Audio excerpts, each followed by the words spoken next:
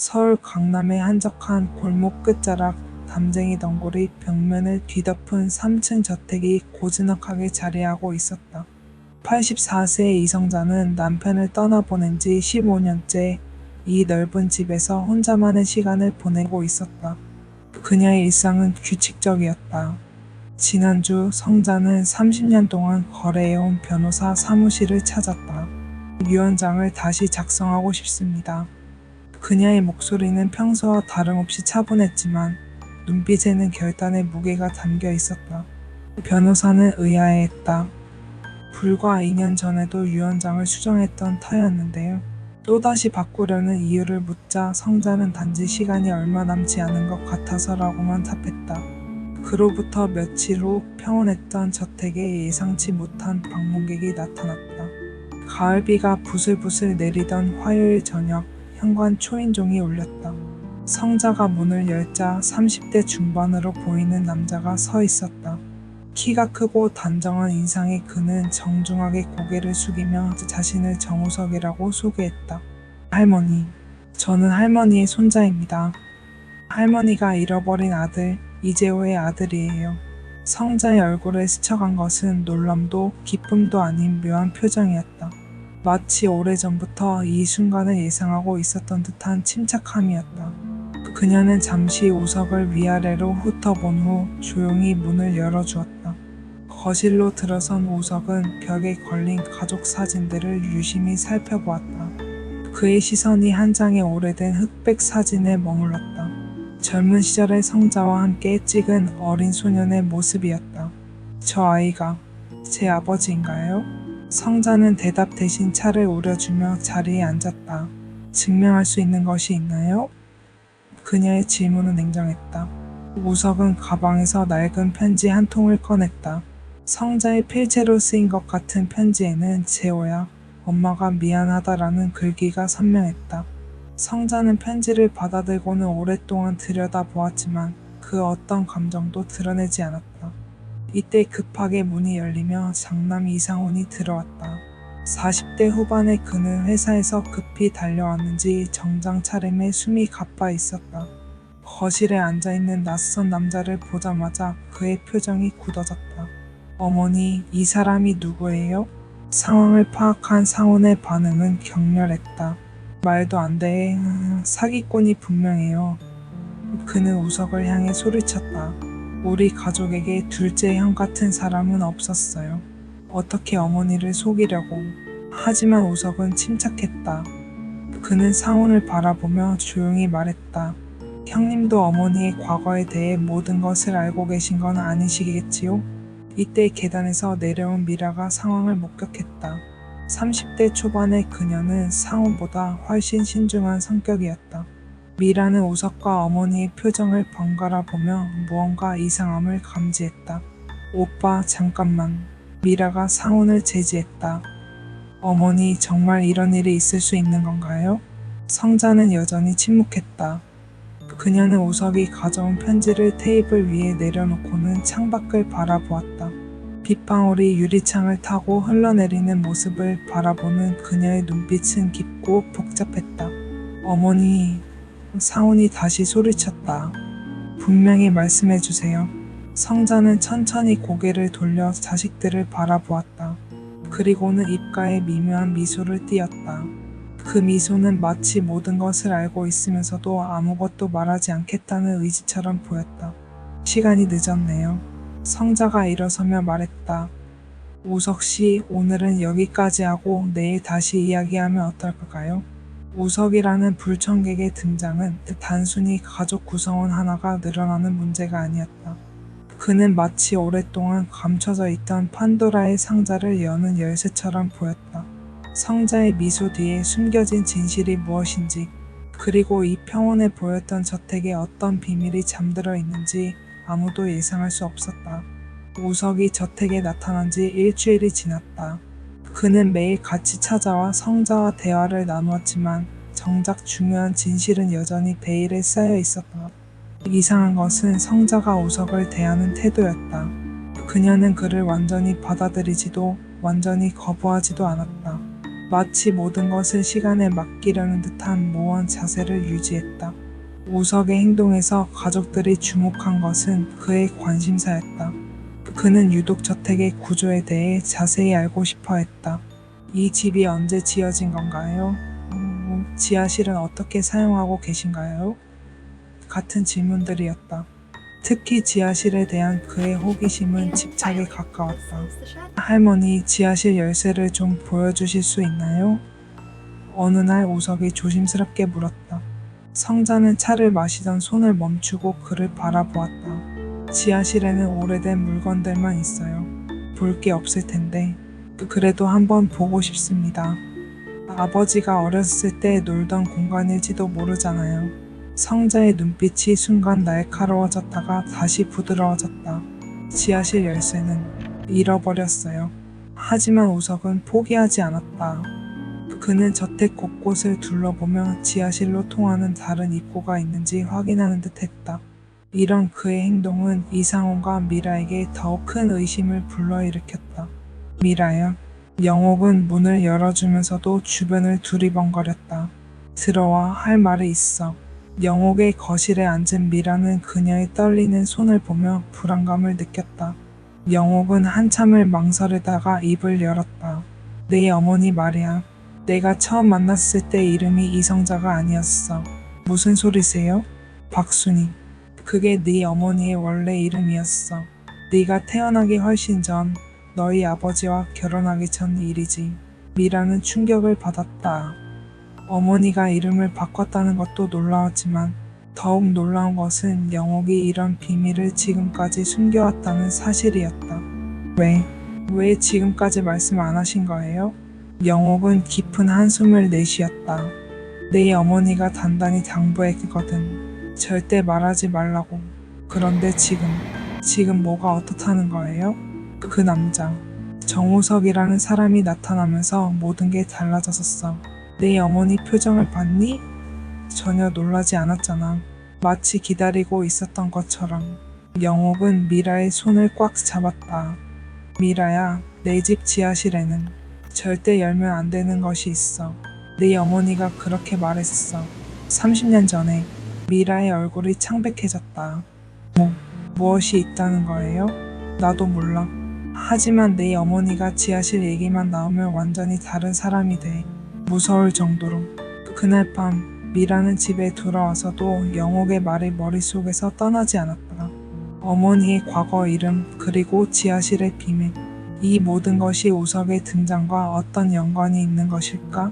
이상훈 역시 요즘 들어 이상한 행동을 보이고 있었다. 그는 점점 더 술에 의존하게 되었고 유산에 대한 집착도 강해졌다. 그 사기꾼 때문에 우리가 받을 유산이 줄어들 수도 있어. 라며 분노를 표출했다. 어느 날 밤 술에 만취한 이상훈이 지하실 문 앞에 서 있는 것을 미라가 발견했다. 그는 손에 연장을 들고 문고리를 부수려 하고 있었다. 오빠, 뭐 하는 거예요? 지하실에 뭐가 있는지 확인해야 해. 상훈의 말은 어눌했다. 그놈이 왜 지하실에 그렇게 관심이 많은 줄 알아? 분명 뭔가 있어.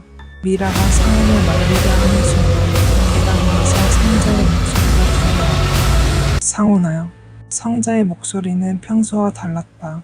차갑고 위협적이었다. 상훈은 어머니를 올려다보며 몸을 떨었다. 지하실에는 들어가면 안 된다고 했을 텐데. 그날 이후 상훈은 행방불명되었다. 그는 다음날 아침 출근하겠다고 집을 나간 후 돌아오지 않았다. 실종 처리된 것이다.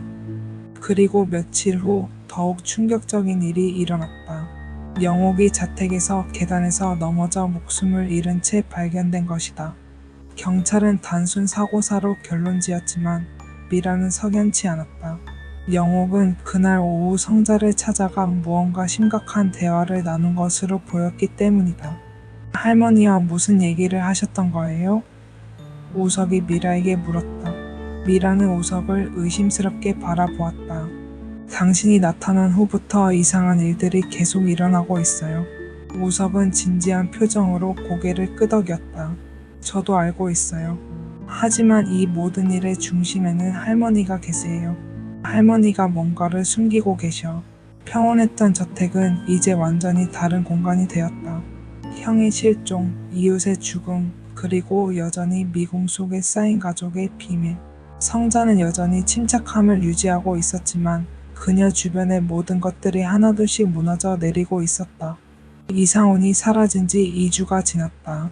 경찰 수사는 여전히 진전이 없었고 미라는 점점 절망적인 심정에 빠져들고 있었다. 어느 날 오후 미라가 어머니 방에서 청소를 하다가 우연히 오래된 나무 상자를 발견했다. 옷장 깊숙한 곳에 숨겨져 있던 상자 안에는 편지 뭉치들이 들어 있었다. 편지들의 날짜를 확인해 보니 30년도 더 된 것들이었다. 첫 번째 편지를 펼쳐본 미라는 충격을 받았다. 편지의 수신인은 박순이었다. 영옥이 말했던 어머니의 옛 이름이었다. 더욱 놀라운 것은 발신인이었다. 재호라고 적혀 있었다. 우석이 주장하는 아버지의 이름과 같았다. 엄마, 미안해. 나는 더 이상 이 집에 있을 수 없어. 지하실의 그것, 나는 견딜 수가 없어. 언젠가 꼭 다시 돌아올게. 미라의 손이 떨렸다. 편지 내용으로 봐서는 정말로 재호라는 아들이 존재했고 그가 어떤 이유로 집을 떠났던 것 같았다. 그리고 그 이유는 지하실과 관련이 있어 보였다. 다른 편지들도 비슷한 내용이었다. 재호가 어머니에게 보낸 편지들은 죄책감과 두려움으로 가득했다. 그 일을 잊을 수가 없어. 지하실 문이 열릴 때마다 악몽이 시작되어 같은 문장들이 반복되었다. 미라가 편지들을 읽고 있을 때 우석이 나타났다. 그는 언제나처럼 조용히 계단을 올라와 미라의 방문 앞에 서 있었다. 무엇을 읽고 계세요? 미라는 깜짝 놀라며 편지를 감췄다. 아무것도 아니에요. 하지만 우석의 눈빛은 이미 편지들을 알아차렸다. 그는 방으로 들어와 미라의 손에서 편지를 가져갔다. 편지를 읽는 우석의 표정은 복잡했다. 이것들이 정말 제 아버지가 쓴 편지인가요? 모르겠어요. 하지만 정말 재호라는 사람이 있었던 것 같아요. 우석은 편지를 한 장 한 장 넘겨보며 무언가를 찾고 있는 듯 했다. 그러다가 한 장의 편지에서 손을 멈췄다. 여기 봐요. 박순이라는 이름 대신 성자라는 이름이 쓰여 있어요. 미라가 확인해 보니 정말이었다. 마지막 편지에는 이성자에게라고 적혀 있었다. 어머니가 언제부터 이름을 바꾸신 건지 알 수 있을 것 같네요. 두 사람이 편지를 조사하고 있을 때 성자가 방에 나타났다. 그녀는 편지들을 보자 표정이 굳어졌다. 그것들을 어디서 찾았니? 옷장에서. 우연히. 성자는 편지들을 미라의 손에서 가져가려 했지만 우석이 먼저 편지 뭉치를 집어들었다. 할머니, 이 편지들이 정말 제 아버지가 쓴 건가요? 성자는 우석을 오랫동안 바라보았다. 그녀의 눈빛에는 분노와 슬픔, 그리고 무언가 다른 감정이 섞여 있었다. 편지가 진짜든 가짜든 상관없어. 성자의 목소리는 차분했지만 위협적이었다. 중요한 건 네가 이 집의 비밀을 감당할 수 있느냐는 거야. 무슨 비밀 말입니까? 지하실의 비밀. 성자는 창밖을 바라보며 계속했다. 30년 전 이 집에서는 끔찍한 일이 일어났어. 그 일로 인해 한 아이가 집을 떠나야 했고 나는 이름을 바꾸고 새로운 삶을 시작해야 했지. 미라와 우석은 숨을 죽이고 성자의 말을 들었다. 영옥이가 너무 많이 알고 있었어. 그래서 성자는 말을 멈췄다. 그래서 뭐요? 우석이 다그쳤다. 성자는 우석을 똑바로 바라보았다. 네가 진짜 재호의 아들이라면 너도 그 비밀의 일부야. 네가 가짜라면 더욱 위험한 존재지. 그날 밤 미라는 잠을 이룰 수 없었다. 어머니의 말이 계속 머릿속에 맴돌았다. 지하실에 도대체 무엇이 숨겨져 있는 것일까? 그리고 오빠 상훈의 실종과 영옥의 죽음은 정말 우연일까? 누군가 지하실에 있었다. 미라는 심장이 뛰는 소리가 들릴 정도로 긴장했다. 문에 귀를 대고 들어보니 무언가를 파는 듯한 소리가 들렸다. 갑자기 소리가 멈췄다. 그리고는 발걸음 소리가 문 쪽으로 다가왔다. 미라는 황급히 계단을 올라가 자신의 방으로 도망쳤다. 다음날 아침 미라는 어머니에게 지하실에서 들은 소리에 대해 물어보려 했다. 하지만 성자는 평소와 다름없는 모습으로 아침 식사를 준비하고 있었다. 어머니, 어젯밤에 미라야. 성자가 미라의 말을 끊었다. 네가 뭘 보고 뭘 들었든 상관없어. 하지만 기억해두렴. 이 집의 비밀은 우리 가족만의 것이야. 미라는 어머니의 말에서 오싹한 위협을 느꼈다. 비밀을 아는 사람은 가족이 되거나 아니면 사라지거나 영옥처럼 상훈처럼. 점심시간에 우석이 찾아왔을 때 미라는 그에게 어젯밤 일을 털어놓았다. 우석의 표정이 심각해졌다. 지하실에 누가 있었다고요? 분명해요. 누군가 뭔가를 파고 있었어요. 우석은 한참을 생각하더니 결심한 듯 말했다. 오늘 밤에 확인해 봅시다. 지하실에 정말 무엇이 있는지. 하지만 그들의 대화를 누군가 듣고 있었다. 계단 위에 서 있던 성자는 차가운 미소를 지으며 두 사람을 내려다보고 있었다. 그녀의 손에는 지하실 열쇠가 들려 있었다. 이상훈이 사라진 지 한 달이 지났다. 경찰은 수사를 축소했고 실종 신고는 단순한 가출로 처리되어 버렸다. 미라는 오빠를 찾기 위해 사립탐정까지 고용했지만 딱 아무런 단서를 찾을 수 없었다. 마치 상훈이 세상에서 완전히 사라진 것처럼 보였다. 우석과 미라는 며칠 동안 지하실을 감시했지만 성자는 더 이상 밤중에 지하실에 내려가지 않았다. 오히려 그녀는 평소보다 더 많은 시간을 거실에서 보내며 마치 두 사람을 지켜보는 듯 했다. 할머니가 우리를 의심하고 있어요. 우석이 미라에게 속삭였다. 지하실 계획을 들켰을지도 모르겠어요. 하지만 미라의 궁금증은 점점 커져만 갔다. 영옥의 죽음, 오빠의 실종, 그리고 어머니의 의심스러운 행동들. 이 모든 것의 답이 지하실에 있다는 확신이 들었다.